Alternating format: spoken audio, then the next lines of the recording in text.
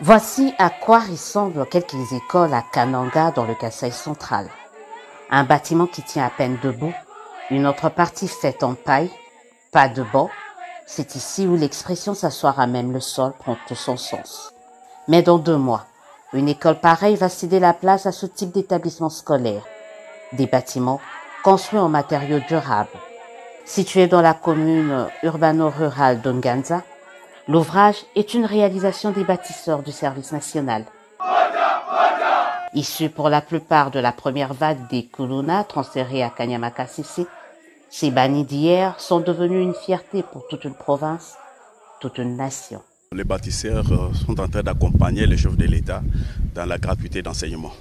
Parce que les travaux sont en train d'évoluer normalement comme prévu. C'est pour ça que je suis en train de féliciter le général Kassongo.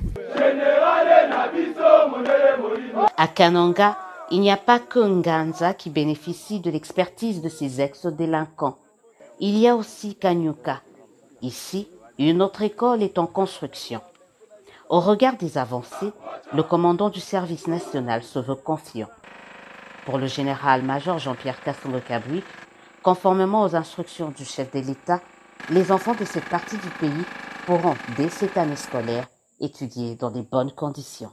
Dans les 2 mois qui arrivent, vous allez trouver des écoles qui sont prêtes à accueillir les enfants pour l'année scolaire 2022-2023.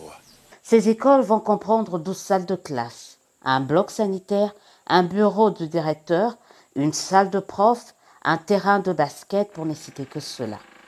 Ils seront équipés des bancs et tableaux made in Kanyamakasisi, c'est-à-dire fabriqués par les bâtisseurs.